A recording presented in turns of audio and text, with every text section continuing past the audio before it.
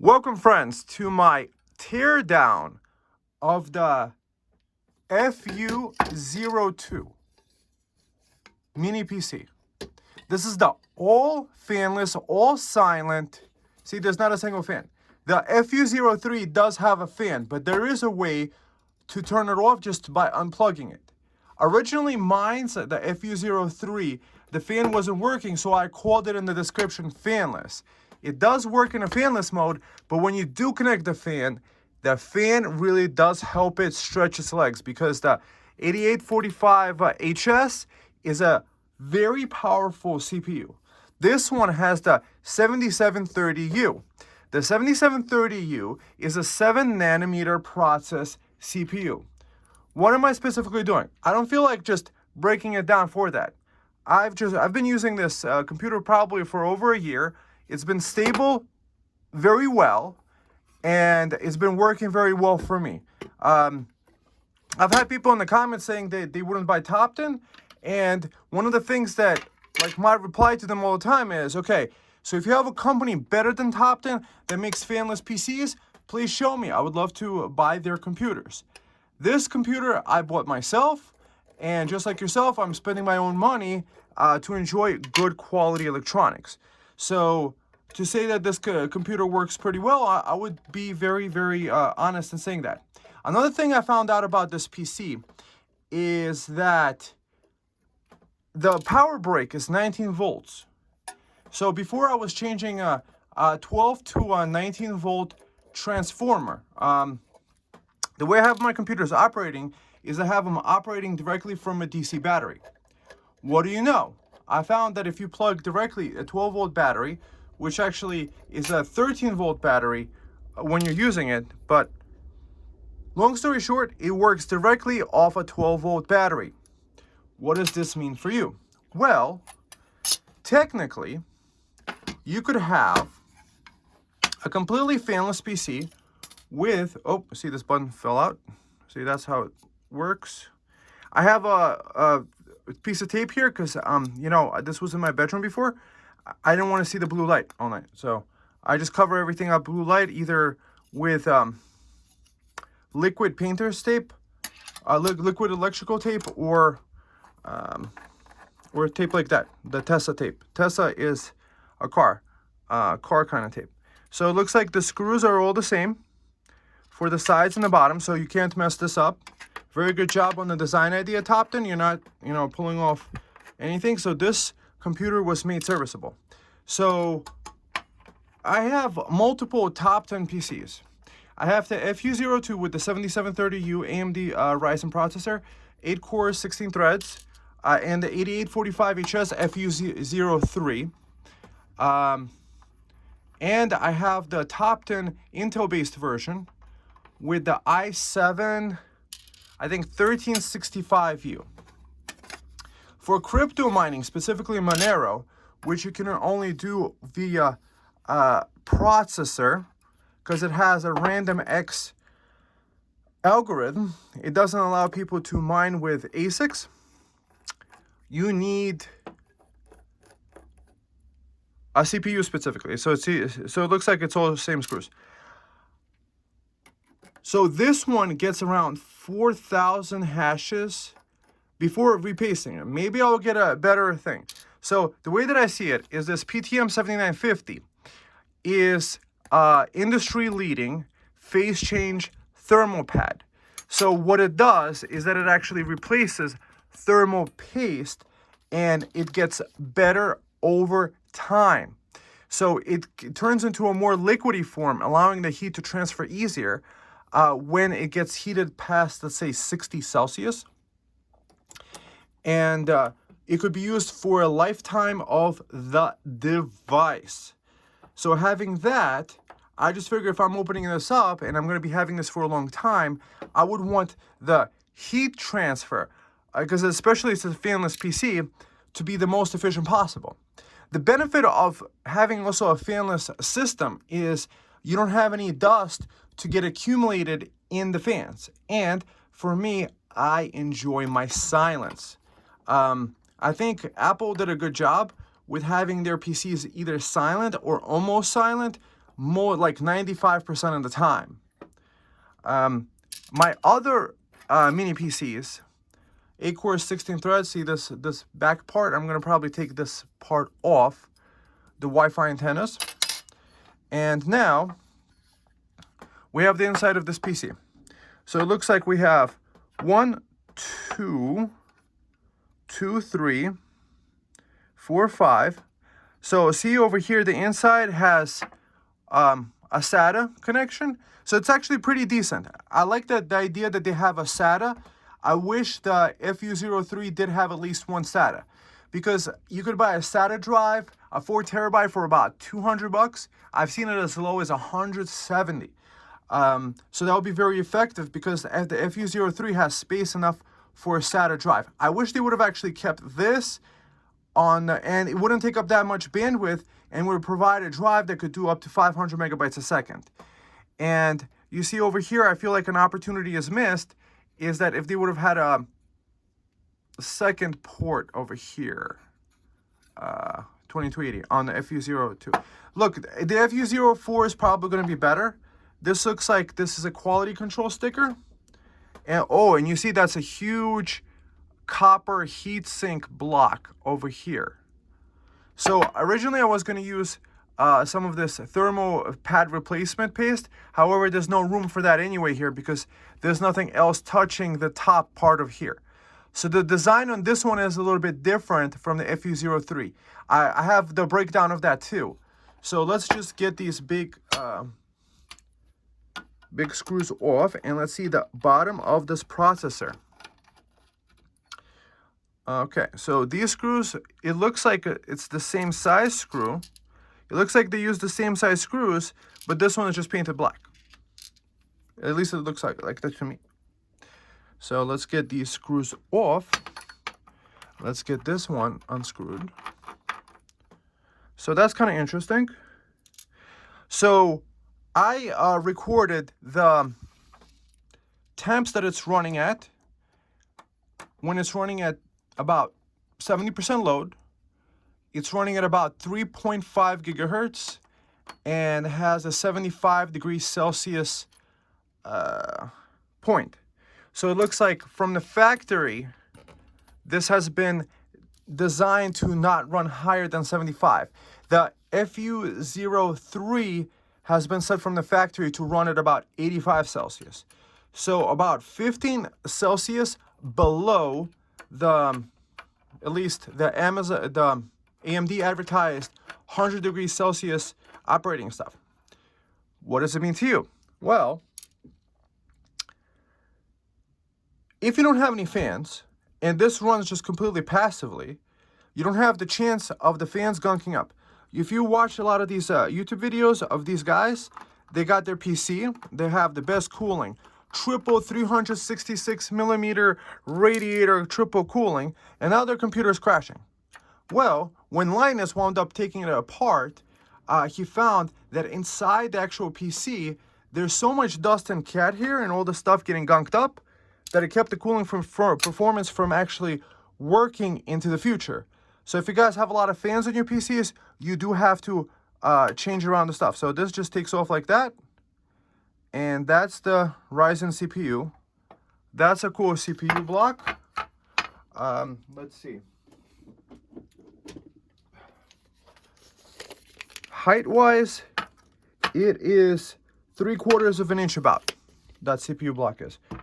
And this is the side that gets in touch with that part. So the PTM7950 would go right here. I did the same stuff for my 3090 GPU.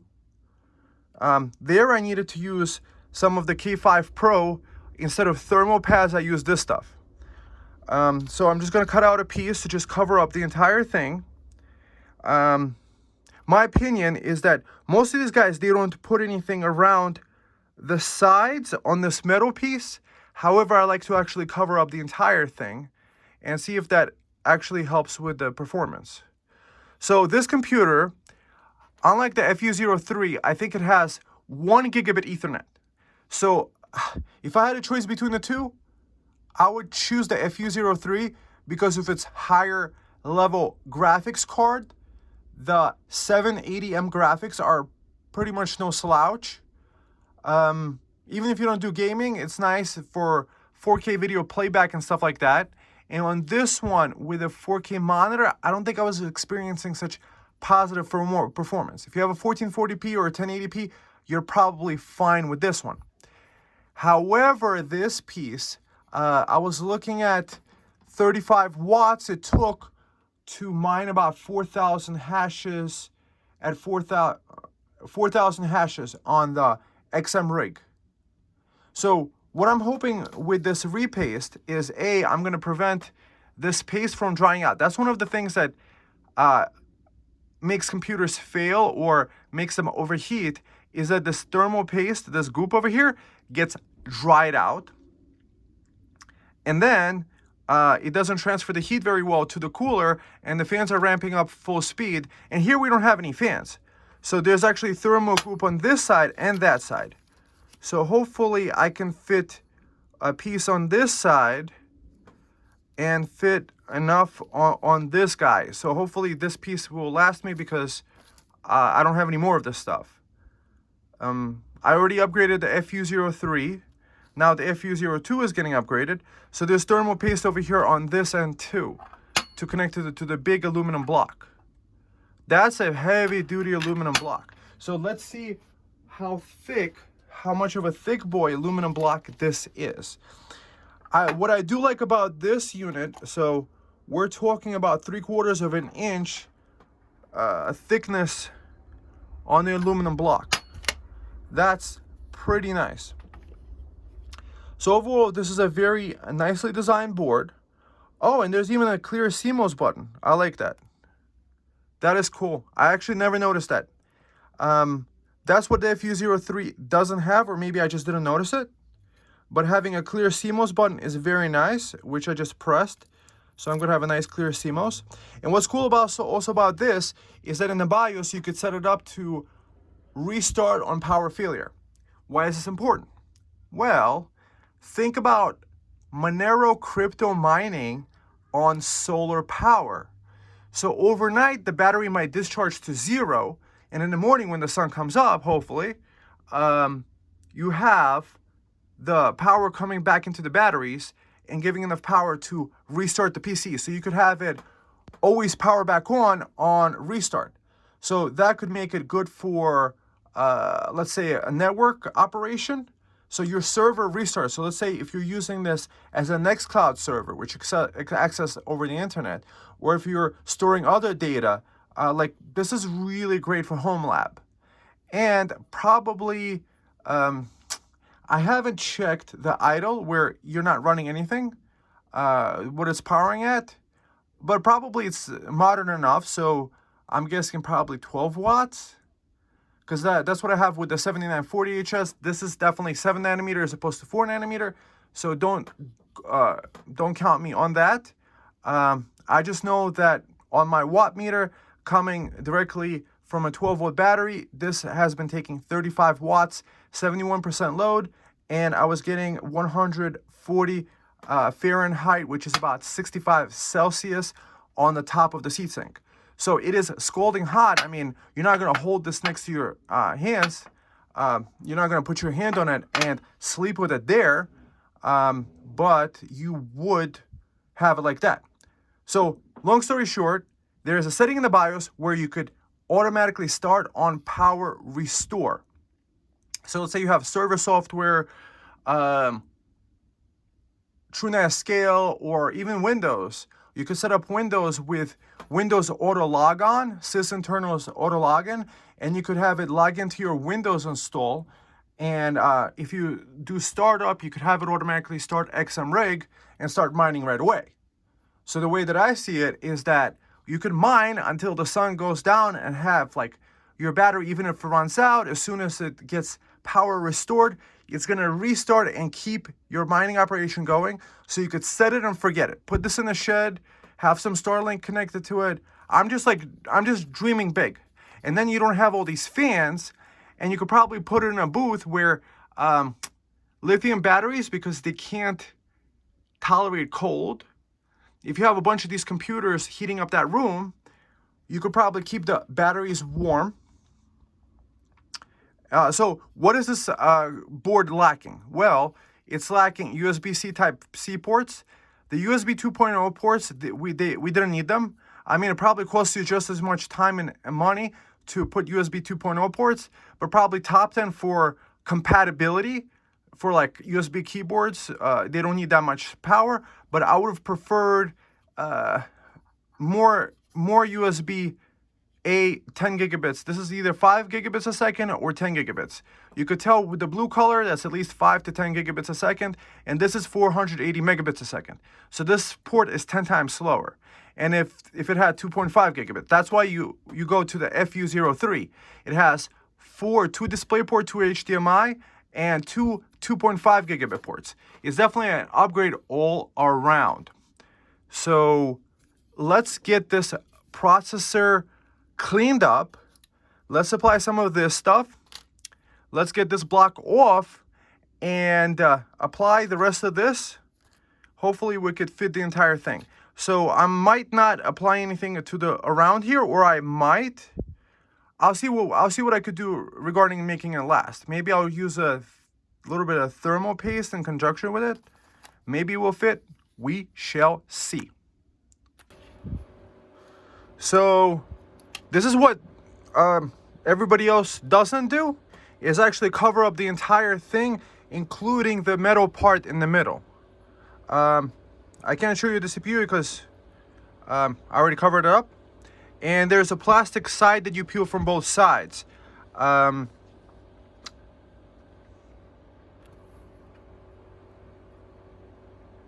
Quickly, I took this off to show you the processor without all the goop on it. That beauty, the 7750U. And so basically how it works is that this paste has plastic on both sides. You take the plastic off one side, stick it on, and it sticks on like a sticker. And then after you're ready to apply it to the other side, you peel off this sticker from the top layer. So next step of the process is to take off the thermal block and exchange it for this thermal pad on the bottom over here, so that it has the optimal transfer stuff, and so that it doesn't dry out over time like regular paste would. The big piece that I got was like $35 of this PTM7950. I have it linked down below. It's an Amazon affiliate link. Doesn't cost you anything, but it does support the channel. And while you're supporting the channel, make sure to thumb up and subscribe. All right, friends. So in this part, see, this part made some holes to fit this cutout so that this guy can screw on top. This is a big heavy-duty copper block. They really didn't cheap out on this casing, so you definitely do get what you pay for. And I wish all mini PCs actually came with this quality of cooling. So FU03 might be actually the better one, because it technically doesn't have the fan running if it's less than 50 Celsius. So this one just doesn't have a fan running, and on the FU03 you could always disconnect the fan and just run it that way.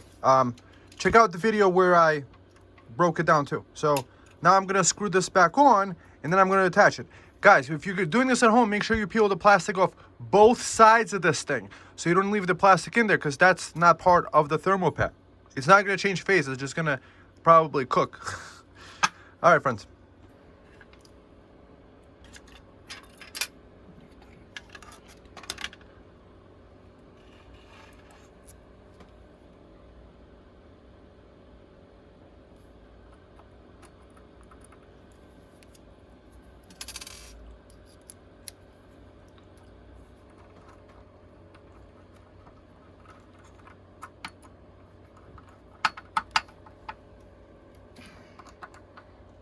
Perfect.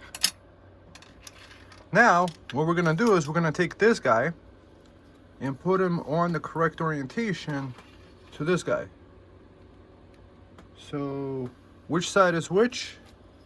It looks like this guy might be in the middle.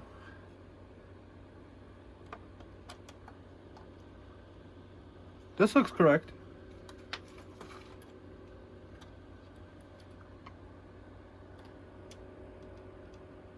And then this way, let's see what this looks like this way.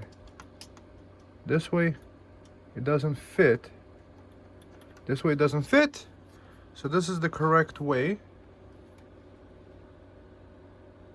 Put this down like this. And next, we're gonna take all these screws and screw them in. So now we're attaching there's a, oh. Now we're attaching the brackets. This is what it looks like attached.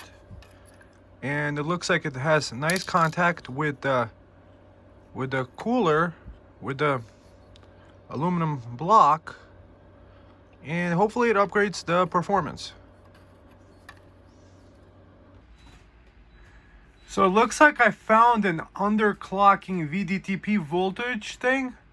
I hear it might be making it run cooler. So I decided to make it part of this video because it might be running cooler because of this. I found this VDTP voltage and I'm gonna do, let's say, minus 30 millivolts. And maybe this will affect it better cooling wise. So I just wanted to document that. So I decided to also maybe do something like 100 millivolts here.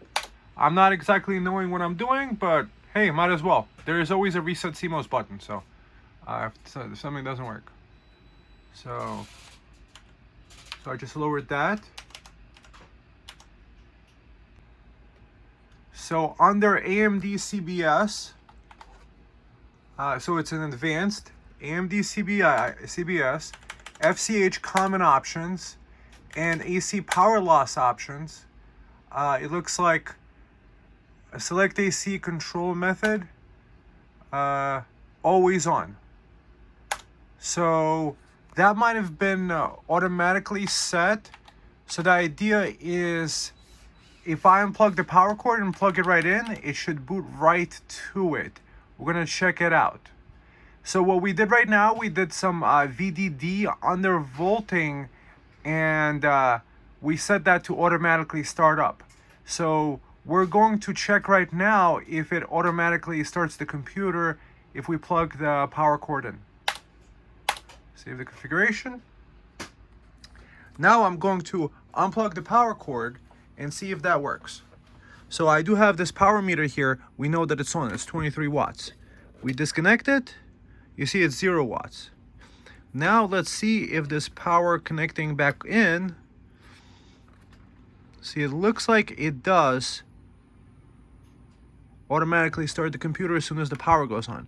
As I mentioned, if you're running this off solar power, eventually your batteries might run out of juice or you didn't have enough sun. So it looks like it is booting up. Now we're getting something on the screen and it's loading. That's an interesting screen. I've never seen this before.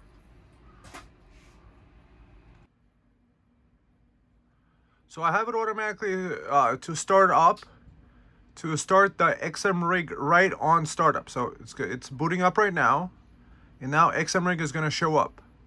It's Windows key, startup controls, and boom. So now it's time to let this run for about a half hour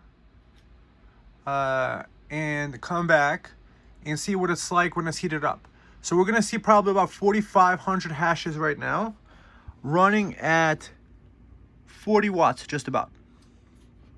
Running directly from 12 volts battery. The batteries I have over here, that's just like a giant UPS. If you're running stuff off DC, everything is safely connected here. These are Anderson connectors, and these are 40 amp fuses. So nothing could really overamp it, and it keeps your thing protected. You gotta make sure you enable huge pages.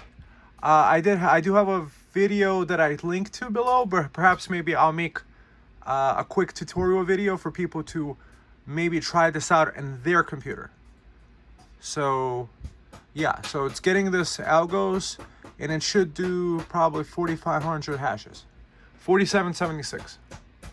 And let's do CPU ID this guy. And let's do, maybe it's supposed to be this one. It's one of these two. I think CPU ID is the one. No, not CPU Z. That we don't care about. So we're starting off at 59, and the temperature should be rising shortly, or maybe it won't be. I don't know. Performance, boom. It's actually pegged at 100%, 3.43 gigahertz. Perhaps maybe that's the way this processor is designed to be, running at 3.5, not 4.0. So it is a 7-nanometer process.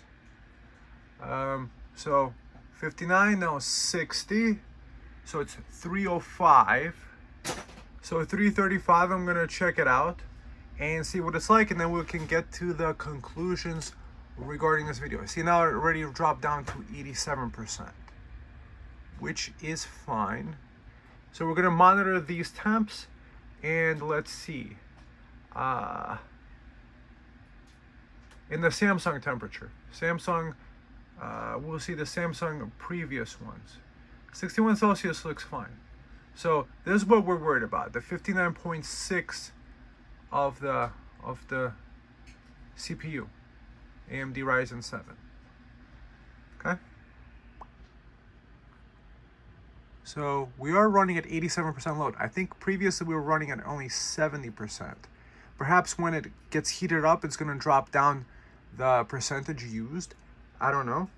And it's using about 40 watts. Perhaps when the screen goes to sleep, it might use less. What I found from another video where the guy was doing some other crypto mining thing is that he had, when the monitor goes to sleep, when he was unconnected from Google Remote Connect, when it didn't have to do a power output for a monitor, then the power even drops down. So this might be an ideal off-grid system because it could just boot on, boot off automatically as soon as power gets restored from your sun. So you don't even have to worry about it. You just set it and forget it. That's what I like about the idea. You see, you could probably put this anywhere and just let it do its thing. So it's only been like 5 minutes. It's 3:09 now, and it did drop down in the clocks to 2.63 gigahertz. This is this other computer running, so don't mind the fan noise.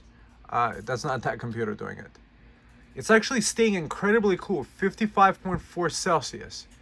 So maybe that's underclocking. It did go down to like 3,600 hashes from 41, and now it's back to 3,992.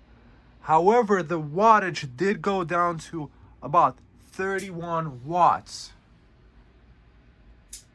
That's kind of cool. You could have this pretty much running completely from solar power and getting 4,000 hashes a minute. I mean, second? Yeah, 4,000 hashes. Overall, that's pretty good. And this package temperature, wow, I've never seen this low. Perhaps maybe this is a result of the undervolting, that I stumbled on the undervolting thing, and I might want to check it out on the other parts that I have. And it's looking like it's staying stable, 3993, running about, I think, 20 degrees cooler, because it was running at 75 before, as I remember. And even the Samsung guy, even the Samsung is not overheating. So perhaps because this guy doesn't get as hot, maybe this guy doesn't get as hot, because it probably, this guy getting hot brought the temperature up of the other one. Perhaps maybe that's the PTM7950. So 68% load and 31 watts. So now I'm doing on the FU03, I'm trying to do a similar thing that I did on this one, and I can't find a VDD on there. However, if I go to SMU common options, I went to eco mode and I did H series OPN system config 435 watts. I'm trying to cool it down because this guy over here, it's, even with the fresh repaste, it's doing about 140 Celsius, sorry, Fahrenheit. Celsius would have been hot. 140 Fahrenheit. This guy was doing 130. This guy's 140, and this guy 10-15 minutes later is doing 118. So we'll see how the degree is. So I'm gonna try this series and see if it lowers down the heat temperature a lot.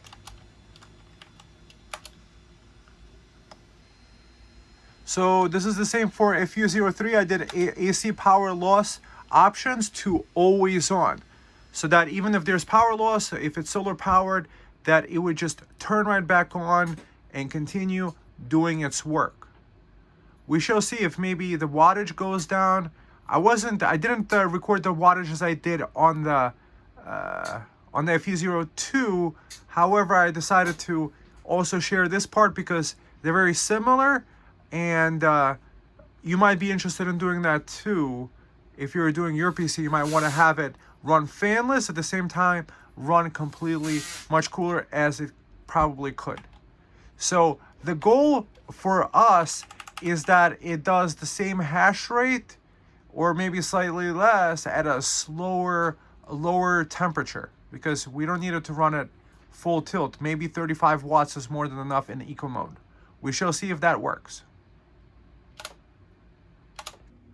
So that eco mode on the FU03 didn't work for me. It's saying that it's taking 20 watts. However, I'm not getting a monitor output on it.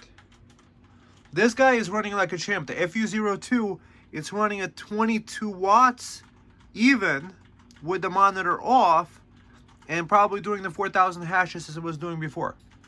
Meanwhile, it's running actually pretty cool to the touch. 115, 117 Fahrenheit, 120. That's about 49.5 Celsius, 120. It was probably 130 before, so that's definitely a 10 degrees Celsius improvement. Maybe it's that VDD thing. I mean, it works. So, and doing 22 watts. This guy might be actually the champ at MONERO crypto mining. 22 watts. Connect some solar panels to it. Connect some batteries. It's very simple. And have it run 24/7. Fantastic. So we're doing 22 to 23 watts about. So mind you, if you were connecting it through a power adapter to AC electricity through the wall, you needed to convert the AC to DC. So that's going to be at least 10% higher. However, if you're using an inverter, the inverter takes about 9 watts an hour. So 9 plus 22 is 33, plus you need to add 10% for the conversion because it's probably 90% efficient. So you would probably need to spend about 50% more power. So I would say on average at least 30% more power to power stuff from AC as opposed to DC. So we're plugging that in, moving the mouse, and checking out what it is on the monitor. After, say it's 346, we're getting 4070 hashes, 70% load, 2.65 gigahertz. Package temperature is no higher than 61.6, and even the SSD feels like it's running slightly cooler. So I'm gonna have to check out the before and after. However, I would say overall this is a success with it settling down at that power level. See, with the monitor on, it's running at 32 watts. But the temperature, that's the biggest difference. So 126 Fahrenheit, 51. So we got 51, 52.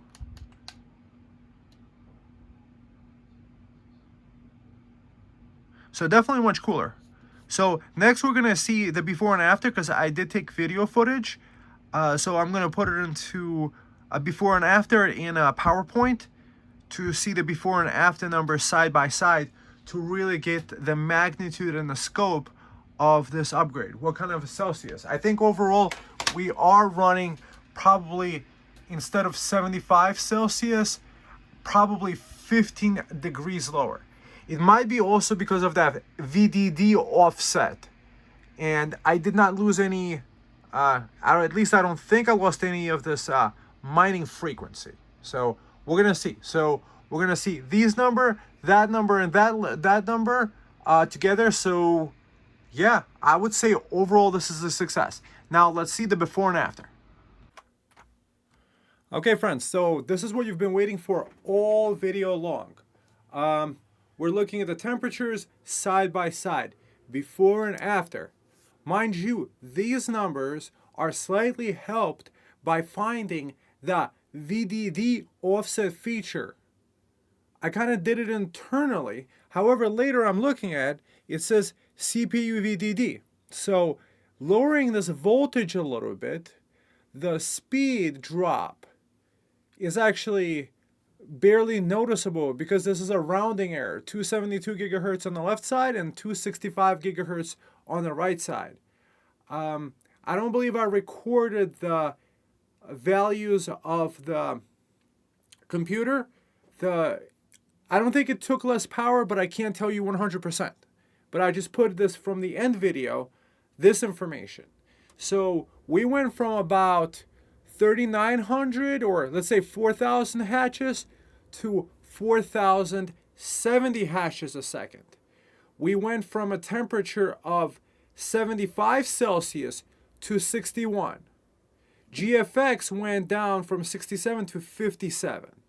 And even the Samsung drive in there, the NVMe drive, wasn't getting the heating it was getting previously before the Undervolt and before the PTM7950 application. So we went from 75 to 67 over here, and sensor 2, so 67, we got 75, 75, 67, from 92 to 83. Overall, I'm very impressed with this computer, efficiency-wise. In this video, what we learned is how to undervolt the CPU so that the temperature doesn't go up too high. We also learned how to set the computer to auto restart on power coming back on. So let's say if you're running it off solar power, it will turn it back on. Or if you're running it as a server computer, you don't never want to have to go press the power button to it if, let's say, the power went out. As soon as the power comes back on, you would power right on. That's really good. The temperature decrease, that's amazing. So we're talking about a 10-degree drop in Celsius and a 14-degree in Fahrenheit drop. Like 14, yeah, about 14, 15 maybe? Between 14 and 15 Fahrenheit drop. The gigahertz frequencies didn't drop whatsoever, or close enough. And the most important, this hashing rate for the hashing algorithm of MONERO went down. I mean, the results speak for themselves.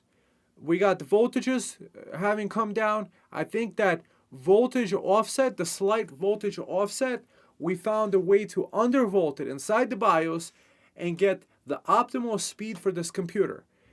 I gotta figure out how to do it for the FU03. That would be really cool, because if I could drop it down 5-10 degrees or 20 degrees, that would be really good. I would probably heavily undervolt it. And you know, the package, I mean, we're talking about almost a 13 degree from 74 to 61. Let's say from 62 to 75. That's 13 degree drop in the package and 10 degree in the GFX. That is fantastic. If you guys haven't subscribed yet, hit both thumbs up, subscribe, check out the other videos I did about teardowns.